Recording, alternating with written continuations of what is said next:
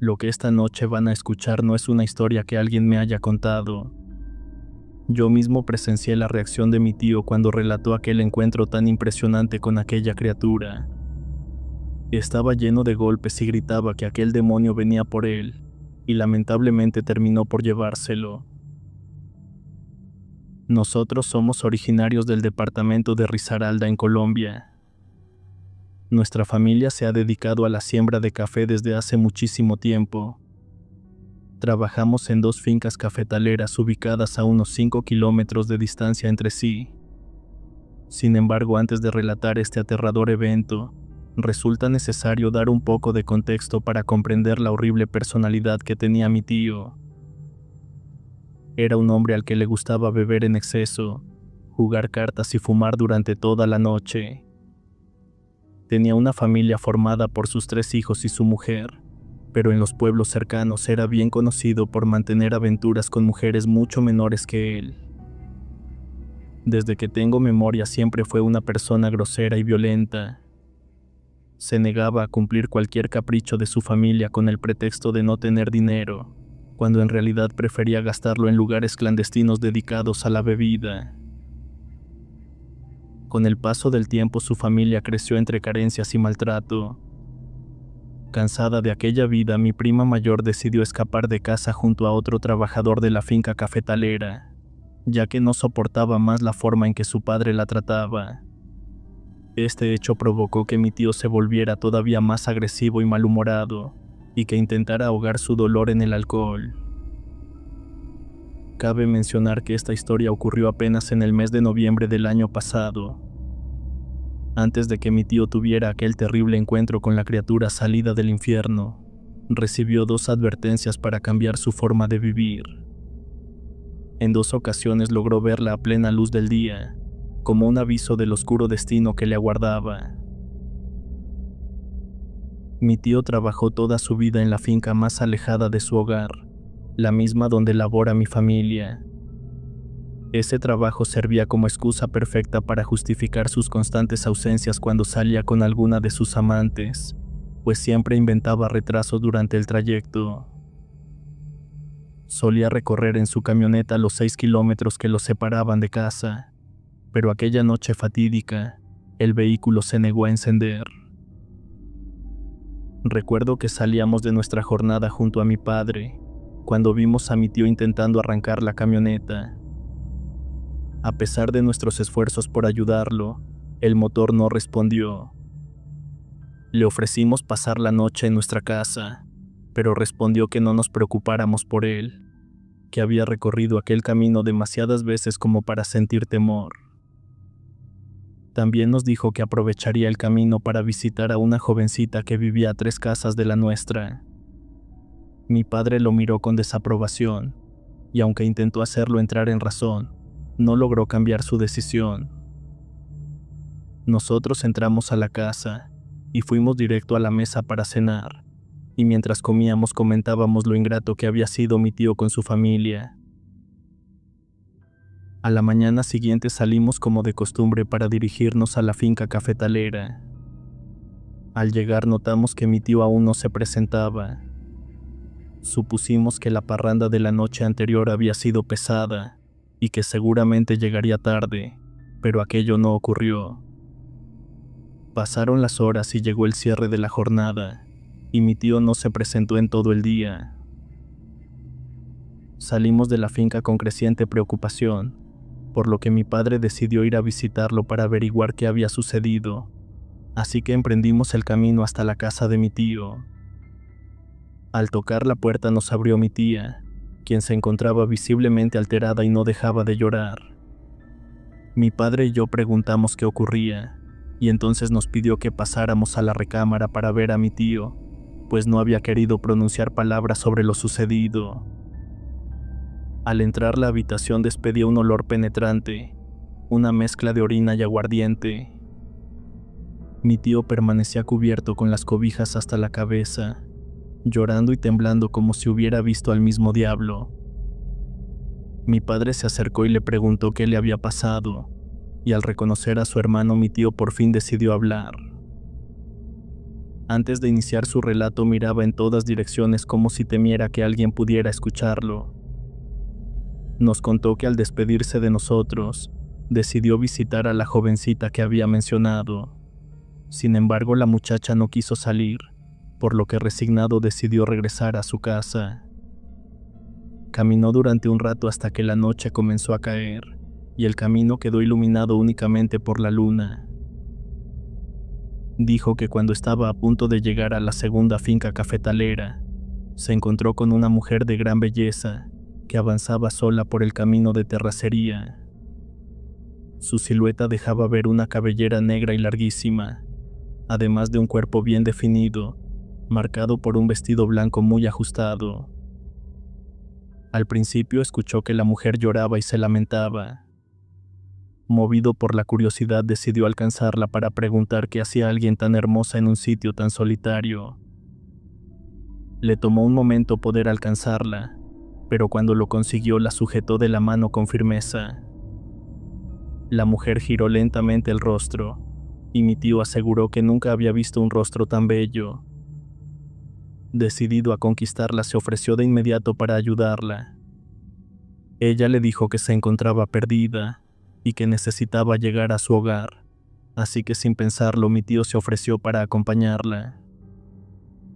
Comenzaron a caminar mientras conversaban y reían, pero muy pronto mi tío advirtió que algo no resultaba normal.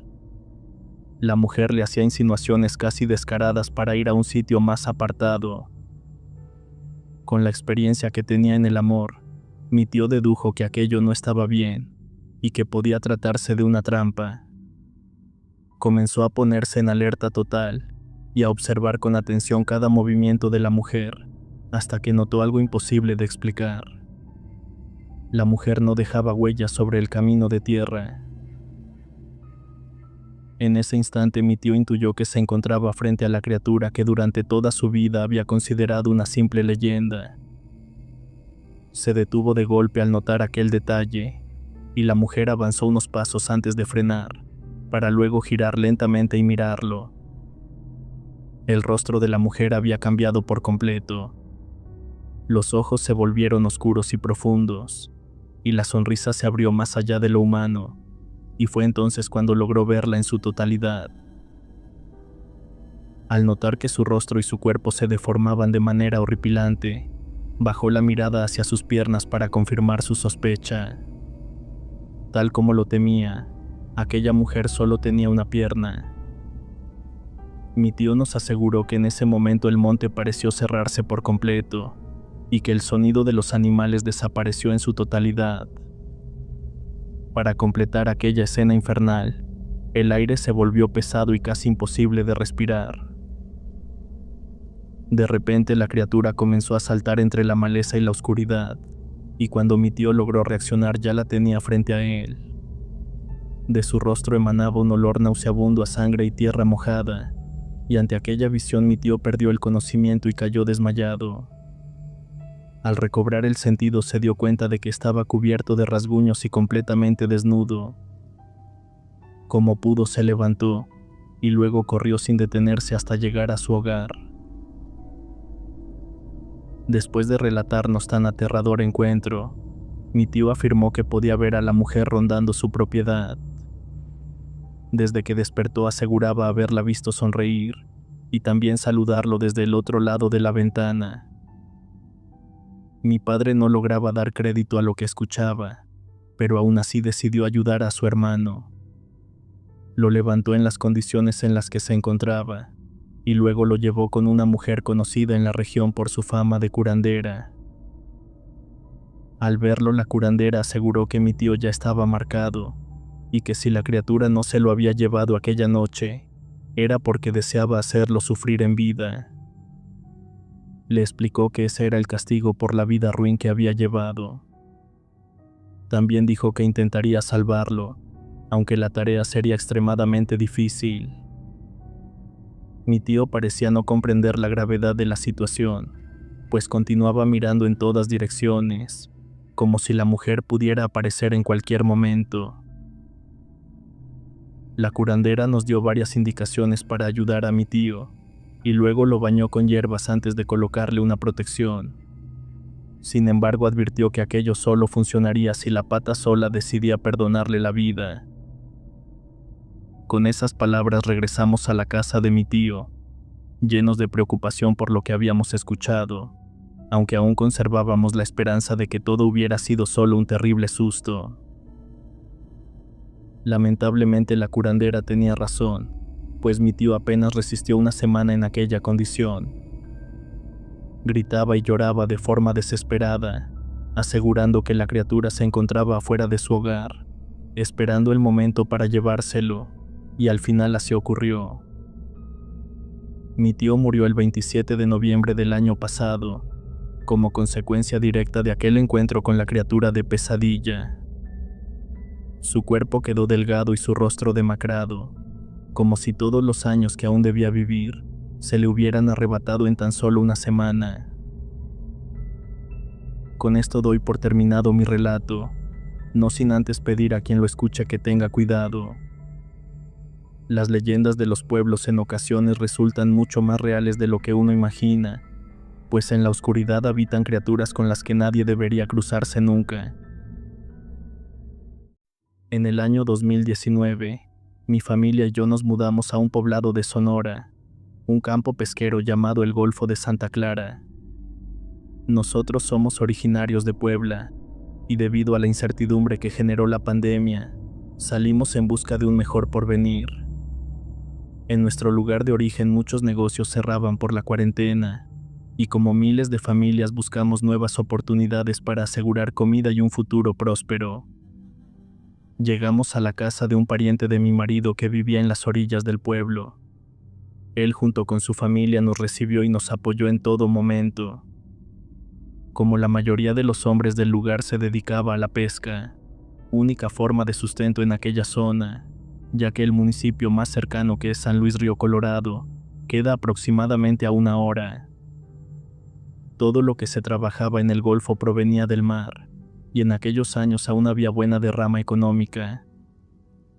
Nos prestaron una casa rodante con todos los servicios básicos para vivir de una manera cómoda. Aunque era pequeña, descansábamos bien, mi marido, mis 2 hijos y yo. Vivir en la orilla del pueblo era sinónimo de paz y tranquilidad, pues no había ruidos molestos ni vecinos escandalosos que interrumpieran nuestro descanso. Al tercer día de nuestra llegada, mi marido comenzó a trabajar pescando curvina, pues era el mes de abril, temporada alta y cercana a Semana Santa, y recuerdo que salían de madrugada. Las embarcaciones conocidas se guardaban en el patio, y cada mañana un remolque las llevaba hasta la playa. Ese día, alrededor de las 4 de la madrugada, mi marido y los demás se alistaron para irse. Me levanté para despedirlo y desearle que le fuera bien, pues es sabido que el mar de Cortés es muy bravo, y muchas personas han muerto ahogadas por las fuertes corrientes y vientos de la temporada. Cuando se marcharon, regresé a la casa rodante para intentar dormir. Justo detrás de donde vivíamos había un arroyo, aunque no llevaba agua. Solo corría agua cuando llovía, algo que ocurría quizá 1 o 2 veces al año. Al acostarme percibí un olor nauseabundo como a carne podrida, muy similar al de vísceras de pescado en estado de putrefacción. Pensé que provenía del arroyo, ya que muchas personas irresponsables arrojaban basura y restos de pescado en ese lugar. Lo inquietante fue que además del olor, escuché un ruido extraño, parecido al que hace un perro cuando muerde y quiebra un hueso. Supuse que algún perro estaba comiendo restos en el arroyo detrás de la casa rodante. Aclaro que todo lo que se escuchaba alrededor era como si estuviera dentro de la casa rodante. Estas viviendas están hechas con materiales muy ligeros, prácticamente como un vehículo grande, y cualquier ruido del exterior se percibe con claridad. Seguí escuchando aquel sonido de huesos quebrándose acompañado del olor fétido a podredumbre. Decidí levantarme para espantar al supuesto perro que imaginé estaba afuera, pues el ruido me provocaba una sensación desagradable, y además el hedor era insoportable. Abrí la puerta y bajé los 2 escalones de la casa rodante, y tomé la escoba que estaba apoyada afuera. Caminé apenas unos 5 pasos hacia el arroyo, y de pronto observé algo allí. No pude distinguir patas ni cabeza, y sinceramente no sabría cómo describirlo. Mi primera impresión fue que se trataba de varios perros comiendo vísceras o basura. Levanté la escoba y grité con fuerza para ahuyentarlos del arroyo, pero entonces ocurrió lo impensable. Aquello se movió rápidamente, y su tamaño pareció triplicarse. Se levantó con una altura descomunal, y emitió un ruido gutural espantoso.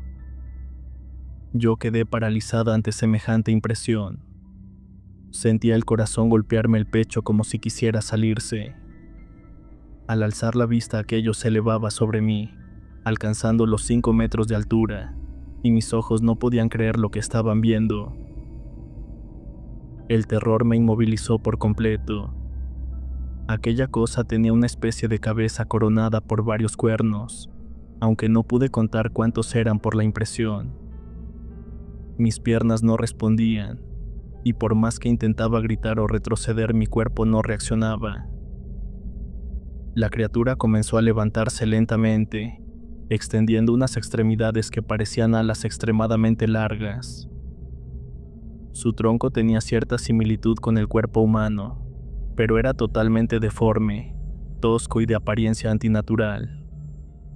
Su cuello se estiraba con el movimiento de aquellas alas, difícil de distinguir en medio del pánico que sentía. Cuando empezó a volar, volvió a emitir aquel sonido gutural, acompañado de un crujido que recordaba al sonido que hacen los huesos cuando se quiebran. Se elevó con una velocidad impresionante. El zumbido de sus alas era como el golpe de grandes telas mojadas agitándose en el aire. Fue una visión completamente aterradora.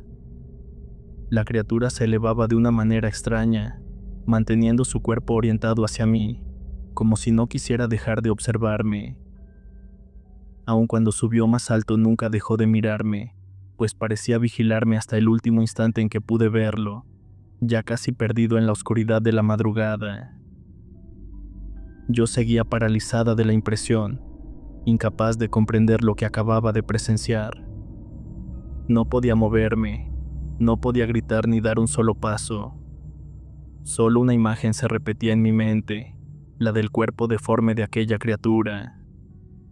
El olor insoportable, el sonido de huesos partiéndose y aquel rugido gutural, como el de una bestia irritada y sorprendida. Pasaron varios minutos antes de que pudiera volver en mí. Sentí como mis piernas finalmente cedían y caí de rodillas al piso, abrazándome a mí misma mientras comenzaba a rezar, pidiéndole a Dios claridad y fuerzas para asimilar lo que había visto.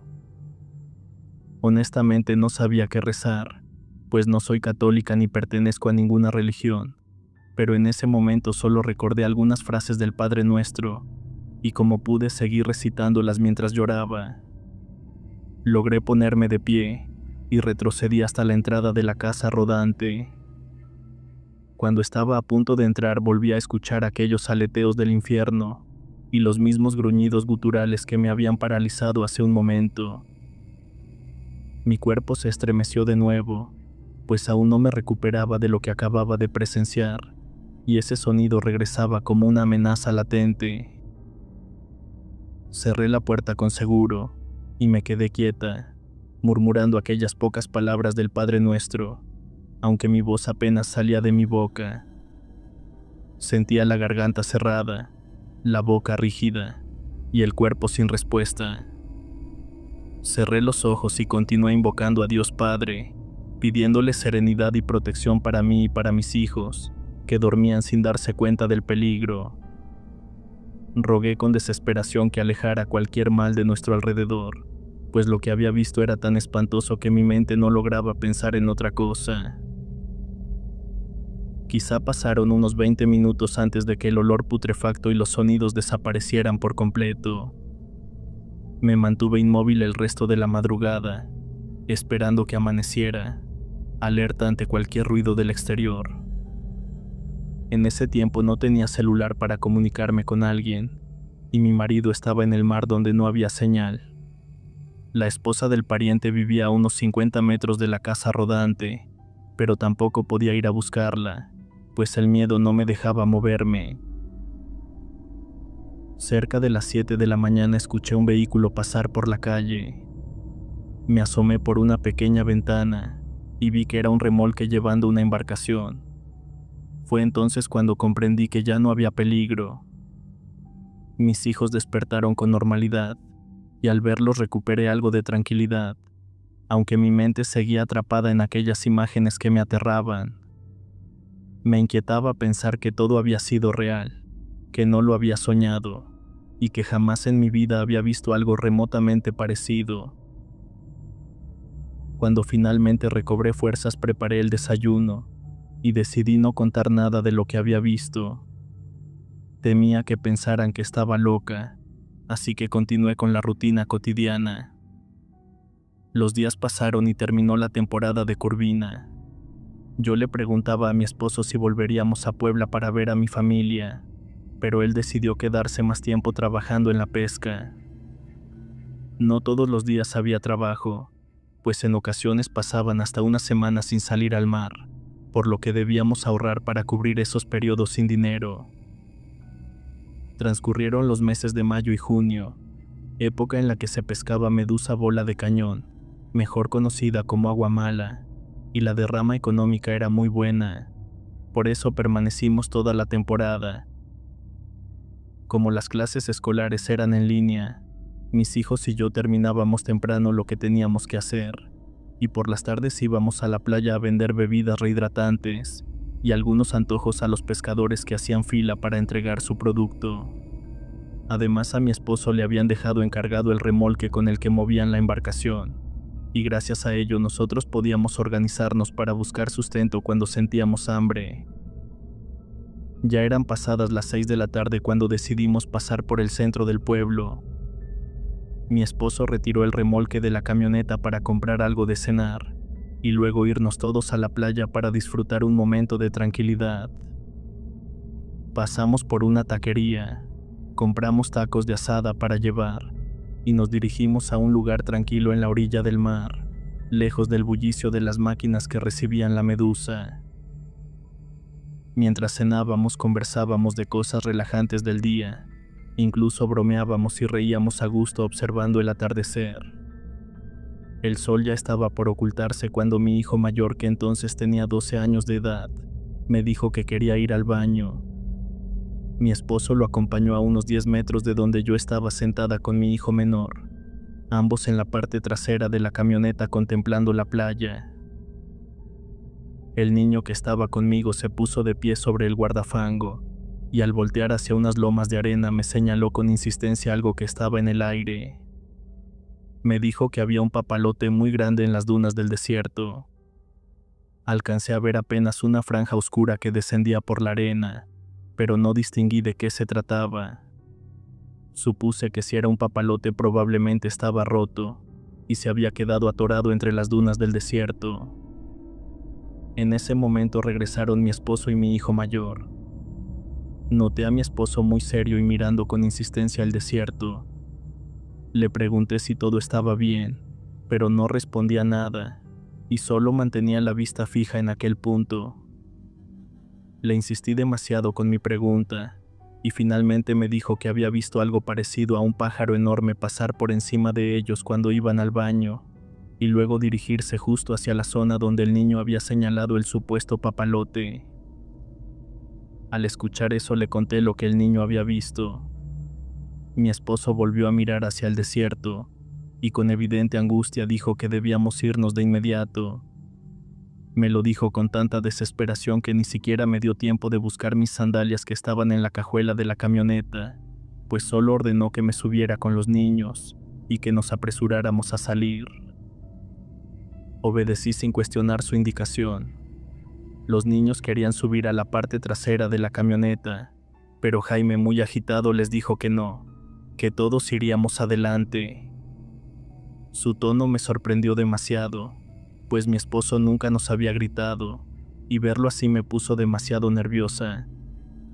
Le reproché que nos hablara de esa manera, pero él solo encendió la camioneta y aceleró. Salimos tan rápido que solo veíamos arena y polvo levantándose por todo el lugar, y Jaime no dejaba de mirar el retrovisor.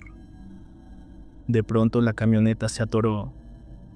Las llantas se hundieron en la arena y quedamos varados antes de salir de la playa. Jaime comenzó a sudar de una forma que me alarmó demasiado. Los niños se me acercaron asustados por la situación, preguntando qué le pasaba a su padre, pero yo no sabía qué responder. Jaime apenas alcanzó a decir que bajaría para sacar un poco de aire de las llantas, para intentar salir del atascadero. Jaime me dijo que acelerara cuando él me avisara, pero que no nos bajáramos de la camioneta bajo ninguna circunstancia. Yo, sorprendida por la forma en que nos estaba hablando, apenas podía reaccionar. Me pasé al asiento del conductor, y cuando me gritó que arrancara lo hice, pero la camioneta no salió. Volvió a gritar que acelerara sin miedo, que pisara el acelerador a fondo. Yo le hice caso, y finalmente la camioneta se liberó del atascadero. Jaime saltó a la parte trasera. No entró por la puerta, solo gritó que siguiera y que no me detuviera. De pronto, con voz desesperada, me ordenó que prestara atención al camino y que les dijera a los niños que se agacharan. Nadie entendía realmente lo que estaba pasando, pero yo seguía obedeciendo lo que mi marido me decía. Sin embargo, un presentimiento terrible me hizo mirar por el espejo lateral donde Jaime se había subido. En ese instante vi lo impensable, pues era el mismo ser que había visto detrás de la casa rodante aquella madrugada, el mismo que estaba persiguiendo a la camioneta. Aquella cosa se acercaba rápidamente y parecía dispuesta a posarse en la parte trasera. Pisé el acelerador a fondo y noté que la criatura se iba perdiendo en la negrura de la noche. Jaime golpeó desesperado la ventana trasera y lo vi por el retrovisor forcejeando para abrir el seguro. Gritaba y suplicaba que le abrieran, así que le pedí al mayor de mis hijos que quitara el seguro para que su padre pudiera entrar. Jaime logró meter medio cuerpo por la ventanilla mientras me gritaba que no me detuviera, que sin importar lo que viera siguiera acelerando. Repetía que allí no había casa ni gente y que necesitábamos llegar a un sitio con alguien que nos pudiera ayudar. Conduje unos 10 minutos que fueron una eternidad. Jaime seguía batallando para meterse a la camioneta, cuando de pronto percibí nuevamente aquel olor putrefacto y el sonido gutural que me paralizaba por completo. Mis manos dejaron de responder y mis ojos se abrieron como si fueran a salirse de su órbita.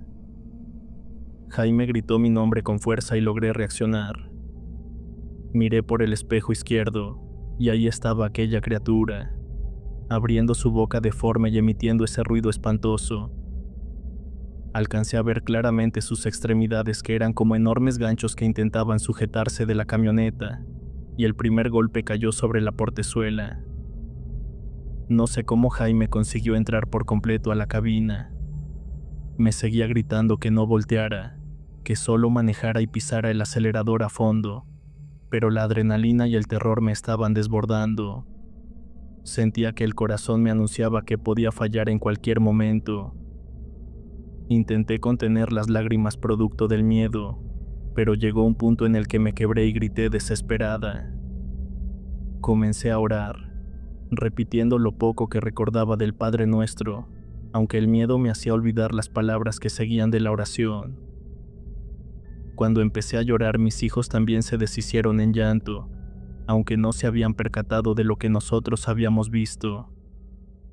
Jaime me suplicó que dejara de llorar y siguiera acelerando.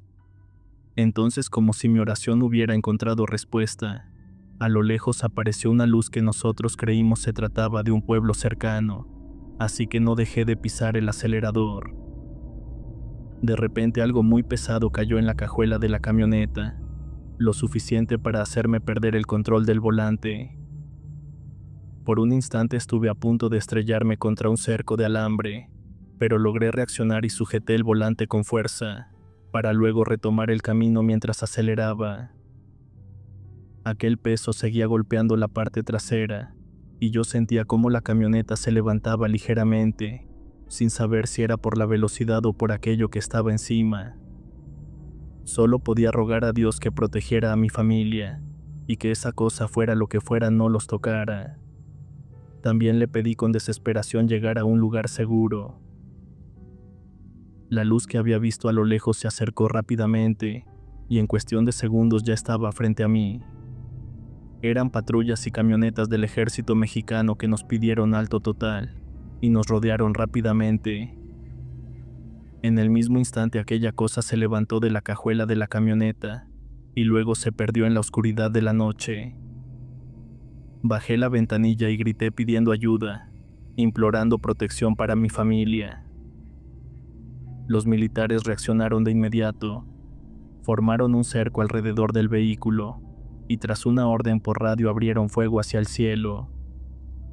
Las ráfagas se mezclaron con el sonido gutural de aquella criatura, un ruido tan fuerte que los soldados corrieron a cubrirnos la cabeza.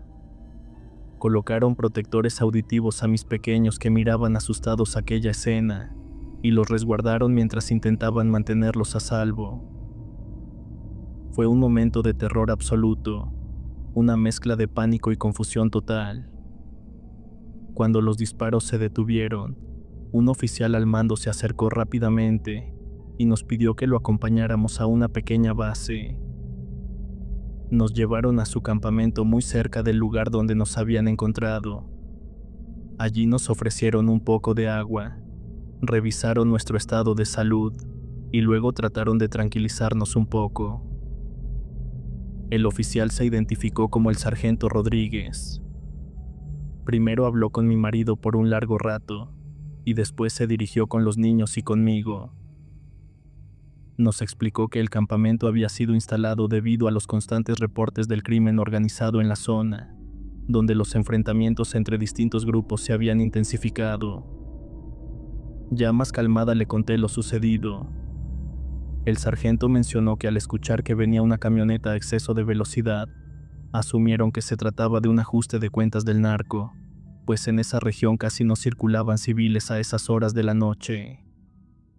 Al saber que no éramos originarios del lugar, comprendió que desconocíamos el peligro de la zona.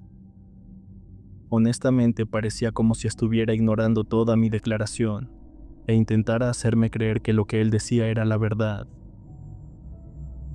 Me quedé en silencio total, mientras Jaime abrazaba a nuestros hijos pidiendo que se calmaran. El sargento Rodríguez nos aseguró que él y su equipo nos escoltarían hasta nuestro destino. Aceptamos su propuesta sin dudar, aún aturdidos por todo lo vivido aquella noche. Sin embargo, mi mente permanecía en un dilema, pues me costaba creer que un oficial con tanta experiencia dijera aquello con tanta naturalidad. Quise pensar que al igual que yo cuando vi por primera vez a la criatura, él también dudaba en expresar lo que en realidad creía. Durante el trayecto hacia nuestro destino nadie dijo una palabra, y el silencio era tan profundo que resultaba ensordecedor. Viajábamos detrás de la patrulla del oficial, mientras otros 4 vehículos militares nos seguían brindando resguardo. Al entrar en la calle principal del pueblo, la gente nos miraba con desconcierto, sorprendida por vernos escoltados por aquel grupo militar. Incluso al día siguiente una señora nos comentó que los balazos se habían escuchado claros y cercanos al pueblo, y que jamás imaginaron que habíamos quedado en medio de un fuego cruzado. No respondí nada, y solo escuché en silencio lo que me decía. Al llegar a la casa del pariente nos preguntó si estábamos bien, pero el oficial se adelantó a nuestra respuesta, y le explicó que había ocurrido un enfrentamiento entre grupos del narco, y que por mala suerte nos había tocado pasar por ahí.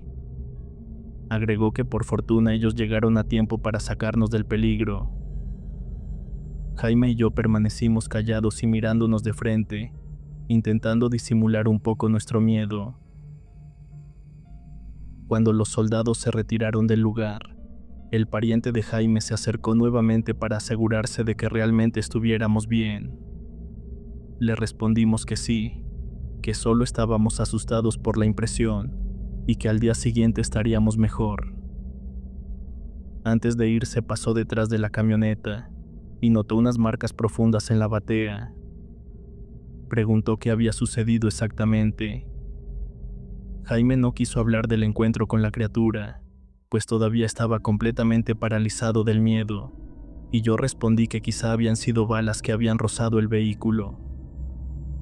El pariente nos miró con seriedad y, frunciendo el ceño, comentó que, de ser como lo comentaba, aquello debió haber pasado demasiado cerca. Nosotros seguimos en silencio absoluto, así que se despidió y nos dijo que nos vería mañana. Jaime y yo nos quedamos mirando hacia el cielo nocturno, atentos a cualquier movimiento, como si algo pudiera estar acechándonos todavía. No sabíamos si era un mal presentimiento o el terror que seguía aferrado a nosotros por el miedo que todavía lográbamos sentir. Jaime les pidió a los niños que se cambiaran de ropa para descansar, pero ellos se negaron a dormir en la casa rodante. Intenté hablar con ellos para saber qué habían percibido exactamente. Me dijeron que solo habían escuchado aquel crujir insoportable y que al ver nuestro pánico su miedo creció demasiado. Les prometí que no iba a dormir para cuidar su sueño, pero aún así confesaron sentirse inseguros en ese lugar. Le pedí a Jaime que fuéramos a la casa del pariente para pedirle que nos dejaran pasar la noche. Caminamos hasta la vivienda y tocamos la puerta, y explicamos que no nos sentíamos seguros en la casa rodante. El pariente y su esposa no dudaron en recibirnos en su hogar. Nos dijeron que podíamos quedarnos ahí el tiempo que fuera necesario. Les agradecimos profundamente y nos acomodaron en una recámara. La casa donde nos alojaron era de material resistente y bien construida, algo que me brindó mayor tranquilidad, sobre todo por los niños que seguían muertos de miedo. A la mañana siguiente, Jaime y yo hablamos seriamente. Le dije que no podíamos seguir viviendo con ese miedo, y finalmente le confesé mi primer encuentro con la criatura. Reconocí que quizá por vergüenza y por temor a que no me creyera nunca se lo había contado, pero que ahora lamentablemente le había tocado comprobar aquella presencia de la peor manera. No sabía si sentir alivio por no ser la única que había visto de frente a la criatura, o tristeza porque ambos habíamos sido testigos de aquello que nos atacó. A las 8 de la mañana, al terminar de desayunar con el pariente y su familia, les informamos que habíamos decidido marcharnos del pueblo. Agradecimos profundamente su hospitalidad y el buen trato que nos dieron. Les explicamos que aunque la paga por la pesca era excelente, el miedo de permanecer ahí era demasiado grande. El pariente de Jaime nos comentó que tenía una hermana en Tijuana, con un negocio de comida que marchaba muy bien. Nos ofreció su dirección y prometió hablar con ella para que nos diera alojamiento mientras encontrábamos un lugar donde rentar y comenzar de nuevo. Jaime y yo aceptamos la propuesta sin dudarlo, y al poco tiempo la hermana confirmó que justo necesitaba personal para un nuevo negocio que acababa de abrir.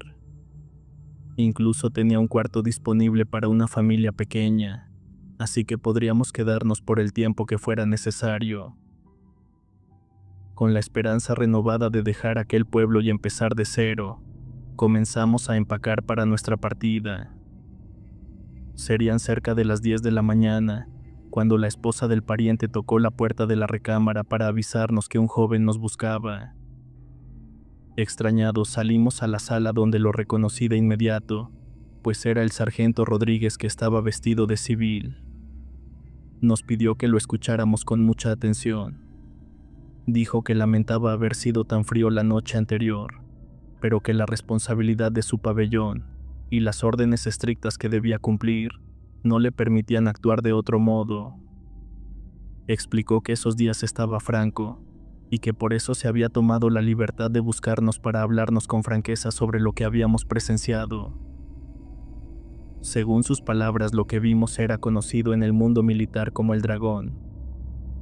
El grupo del sargento pertenecían al 21 Regimiento de Caballería y habían sido enviados desde la Ciudad de México con la orden de eliminar a un depredador, o al menos así estaba registrado en los informes oficiales, para no entorpecer una investigación que llevaba ya mucho tiempo. No eran los primeros en rastrear a esa criatura, pues muchas unidades militares como marinos y elementos de la Guardia Nacional lo habían seguido sin éxito.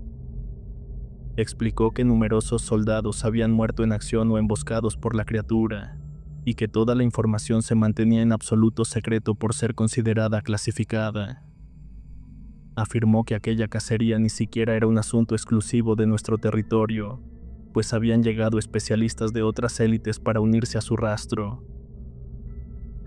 El sargento Rodríguez explicó que pese a toda la seguridad, el final siempre era el mismo.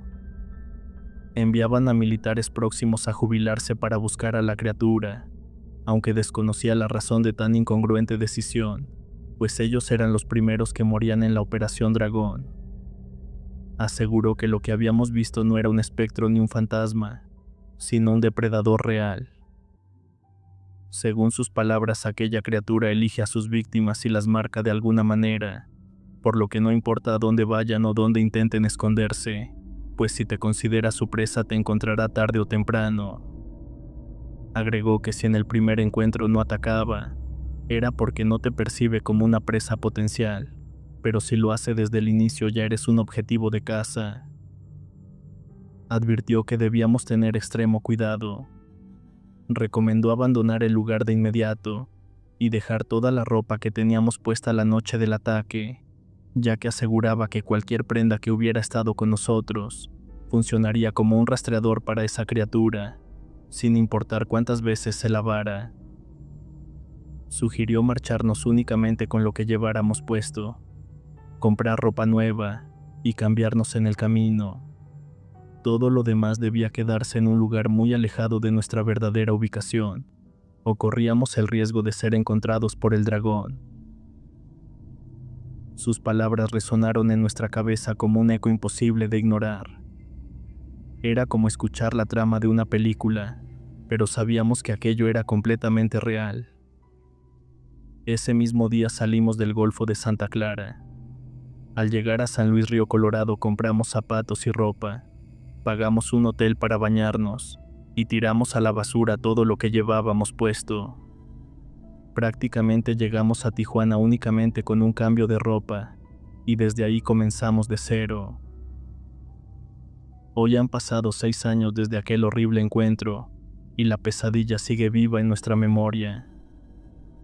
No sé quién descubrió que cambiarse por completo de ropa podía salvarte de esa criatura, pero quiero creer que fue alguien que también tuvo que huir de aquel ser abominable.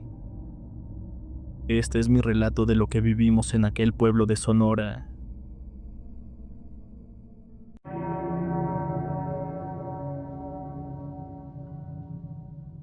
Relato basado en la experiencia de un topógrafo durante el proyecto de la presa de la Yesca. Este relato ocurrió hace mucho tiempo. Conviene aclarar este detalle que es muy importante, ya que quien hoy lo narra es una persona de edad avanzada. Varias partes fueron reconstruidas con ayuda de otros familiares y de su mujer, quienes también conservaron fragmentos de aquel recuerdo. A continuación se comparte una mala experiencia vivida por varios compañeros de trabajo y por mí, cuando fuimos enviados por una empresa para laborar en Ostotipaquillo, como parte de un proyecto que en aquel tiempo tardaría muchos años en concretarse. Para comprender mejor lo sucedido, resulta necesario dar contexto a una experiencia previa que vivió mi mujer cuando habitaba en el antiguo poblado de Ostotipaquillo, una vivencia que la marcó de forma muy profunda y que durante mucho tiempo no fue tomada con la seriedad debida. En el trabajo que desempeñaba en aquel tiempo, era común recibir comisiones para viajar a distintos puntos de México. En una ocasión se me informó que debía trasladarme al poblado de Ostotipaquillo en el estado de Jalisco. Al conocer el destino de mi jornada, mi mujer mostró una preocupación inmediata cuando escuchó la noticia y me pidió que intentara cambiar la comisión con algún otro compañero. Para mí la idea no parecía negativa, por el contrario, sentía entusiasmo ante la posibilidad de conocer un lugar nuevo. Sin embargo, con el paso de los días supe que varios compañeros habían decidido solicitar cambio de asignación. Aquella situación comenzó a inquietarme, ya que había escuchado ciertos relatos sobre aquel poblado. Ninguno, sin embargo, se comparaba con la historia que mi mujer me contó antes de mi partida, la cual en ese momento consideré exagerada, pero mi percepción cambió por completo después de vivir una experiencia muy similar de manera directa. En aquel entonces ella vivía con sus abuelos en una casa de adobe, que se ubicaba cerca de una de las entradas principales de Ostotipaquillo. Cada tarde, cuando el sol comenzaba a ocultarse, sus abuelos se apresuraban para hacerla entrar antes de que cayera la noche. Nunca le explicaron el motivo de aquella insistencia, pero la noche en que comprendió la razón, dejó de cuestionar la severidad y el temor que ellos manifestaban. Según su relato, una noche en la que no lograba conciliar el sueño, comenzó a percibir ruidos provenientes de la calle. El resto de la familia dormía sin sobresalto, pero su habitación se encontraba más cerca de la puerta principal y de la sala, lo que hacía que cualquier sonido del exterior se escuchara con mayor claridad, así que decidió investigar. Tomó una de las velas que tenía cerca, la encendió y se dirigió hacia la sala. Ya había pasado la medianoche, o quizá era un poco más tarde. Los ruidos provenientes de la calle se intensificaron, y le parecieron similares al sonido que produce algo pesado al ser arrastrado, aunque en esta ocasión parecían provenir de varios puntos al mismo tiempo. Con la inquietud creciendo en su mente, dejó la veladora encendida sobre una mesa y luego se acercó al ventanal de la sala para observar el exterior. La sorpresa fue inmediata al descubrir una multitud que avanzaba lentamente frente a la casa, o al menos así lo percibió, ya que aquellas figuras se desplazaban con el mismo andar lento de una persona anciana. No lograba distinguir rostro alguno, únicamente alcanzaba a ver contornos oscuros iluminados por la luz de la luna, y en ese momento la llama de la vela se apagó. Mi esposa quedó desconcertada por la repentina ausencia de luz, y antes de poder girar el cuerpo, sintió sobre su hombro el contacto de una mano delgada y helada. El susto fue tan intenso que estuvo a punto de gritar, pero el sonido se ahogó al reconocer de quién se trataba. Era su abuela quien le pidió calma y la invitó a observar nuevamente por la ventana. Mi mujer obedeció la indicación, y al dirigir la mirada al exterior notó que una de aquellas sombras se había acercado a la vivienda. Parecía que el ruido provocado por el sobresalto había sido percibido desde afuera. La figura se aproximó como si intentara observar el interior, y fue entonces cuando mi mujer logró ver con mayor claridad aquel extraño bulto. Solo destacaba un par de ojos brillantes que parecían buscar algo dentro de la casa, aunque sin fijarse en quienes se encontraban allí. Tras unos instantes la figura se alejó de la propiedad, para luego continuar con su camino. Al cabo de algunos minutos aquella procesión terminó por desvanecerse entre la oscuridad de la calle de terracería. Tiempo después la abuela le explicó que cada cierto periodo de tiempo, un grupo de ánimas provenientes del purgatorio salía en busca de la luz eterna, y por esa razón había sido necesario apagar la veladora. Nunca se sabía con exactitud en qué fecha ocurría aquel evento, ni tampoco quién guiaba la procesión del purgatorio, pero con el tiempo siempre parecía aumentar la cantidad de aquellas presencias. Debo admitir que cuando mi mujer terminó de relatarme esta experiencia, no le otorgué demasiada credibilidad. Conocí a sus abuelos en vida, y solían inventar historias con la intención de entretener a los pequeños del pueblo. Aún así considero importante aclarar que este relato corresponde por completo a lo que ella me narró. A pesar de sus advertencias no logré cambiar mi comisión para otro destino, y en el fondo tampoco sentí una preocupación real ante aquella decisión. La labor asignada consistía en realizar un estudio topográfico para una presa que se tenía proyectada en aquel lugar. Nuestra estancia transcurrió en plena sierra rodeada de monte y de terreno agreste. Dormíamos en casas de campaña cerca del proyecto, y durante la noche solo contábamos con la luz de la luna y el calor de una fogata que servía como único abrigo contra el frío. Durante toda nuestra estadía en aquel lugar, no se presentó señal alguna de anormalidad, pero al llegar el último día de trabajo todo cambió. Uno de mis compañeros había improvisado un baño a cierta distancia del campamento. Ya era demasiado tarde, y por regla general quien necesitaba alejarse debía hacerlo acompañado, con la finalidad de vigilar ante la posible presencia de algún animal y reaccionar a tiempo si el peligro se acercaba. En aquella ocasión me tocó acompañar a uno de ellos para que hiciera del baño. Mientras realizaba lo necesario en aquella construcción improvisada, yo alumbraba hacia la parte más oscura del monte, atento a cualquier movimiento extraño. Fue entonces cuando observé a no mucha distancia de nuestra ubicación a una serie de luces que titilaban entre la oscuridad. Avanzaban lentamente entre los árboles como si se desplazaran con cautela. Dirigí la lámpara hacia aquel punto con la intención de distinguir su origen, pero la lámpara no alcanzaba a revelar nada. Mi compañero se acercó hasta donde yo me encontraba, y sin obtener respuesta clara decidimos regresar al campamento con el resto del grupo. Sin embargo, conforme avanzábamos notamos que más de aquellas luces ya se encontraban a pocos metros de nuestra ubicación. Apunté la linterna hacia aquellas sombras que se iban acercando lentamente, pero no logré distinguir forma alguna. Lo único visible era una oscuridad muy profunda, interrumpida únicamente por dos puntos brillantes que parecían ocupar el lugar de unos ojos verdaderamente inquietantes. De algo estoy demasiado seguro, pues incluso el viento parecía tenerles miedo, ya que todo sonido a nuestro alrededor desapareció, y aquellas figuras se detuvieron por completo. La sensación era la de estar siendo observados en todo momento. No sé qué cruzó por la mente de mi compañero, pero lanzó una piedra hacia una de aquellas sombras. Al ver que el objeto la atravesó sin resistencia, mi compañero salió corriendo dejándome atrás y gritando de miedo. Yo intenté salir corriendo, pero algo ocurrió en mi cuerpo, pues las piernas comenzaron a temblarme de terror. Las sombras reiniciaron su avance en mi dirección, y un escalofrío intenso recorrió todo mi cuerpo. Aquella sacudida fue lo único que me devolvió el control, y me permitió correr con todas mis fuerzas al campamento. Llegué a presentir que yo mismo los atraía directo a mi presencia, ya que no estaban siguiendo a mi compañero, y parecían concentrarse únicamente en mí.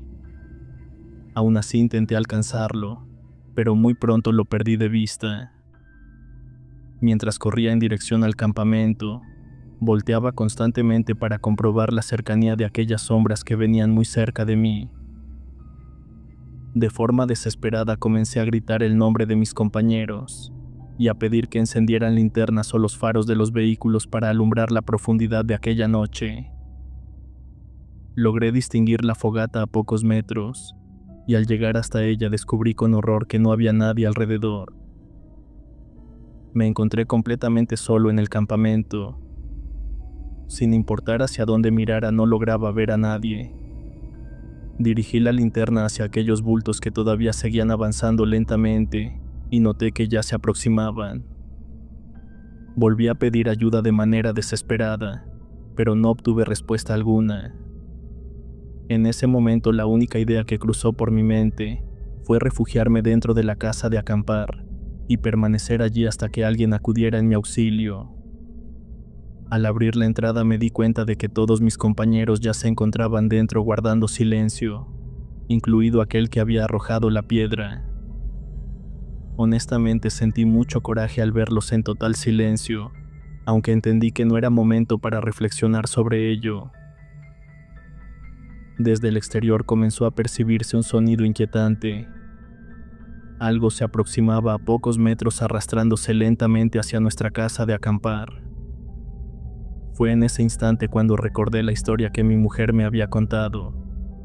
Aquellas presencias buscaban luz en su camino, y yo de manera torpe les había señalado el camino desde el inicio. Noté entonces que la fogata seguía encendida, y comprendí que era necesario apagar cualquier fuente de luz para evitar que se acercaran.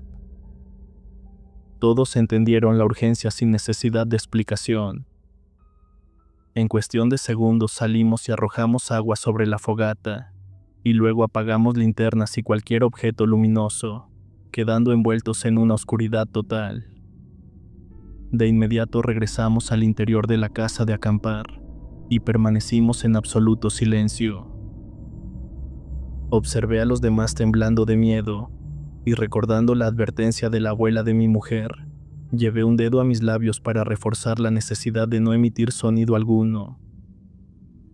El movimiento de la hojarasca se volvió perceptible, y a través de la delgada tela pude distinguir aquellos bultos aproximándose lentamente. Sus ojos brillaban mientras parecían buscar algún rastro de luz que antes habían percibido. Al no encontrarlo, comenzaron a retirarse con la misma lentitud con la que habían llegado. Permanecimos pasmados durante largos minutos que parecieron una eternidad. Tal vez transcurrieron 2 horas sin que nadie se moviera ni emitiera sonido alguno.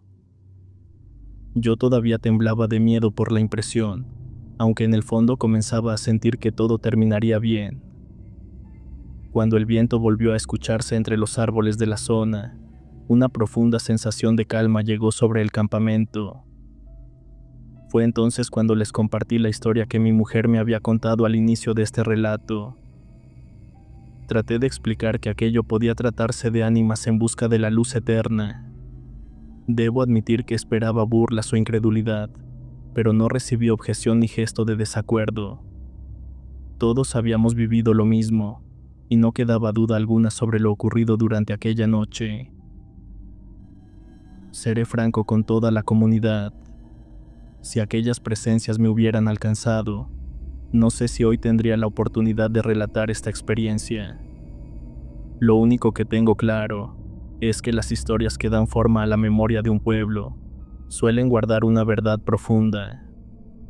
Por más fantasiosas que parezcan, no deben tomarse a la ligera ni descartarse sin respeto.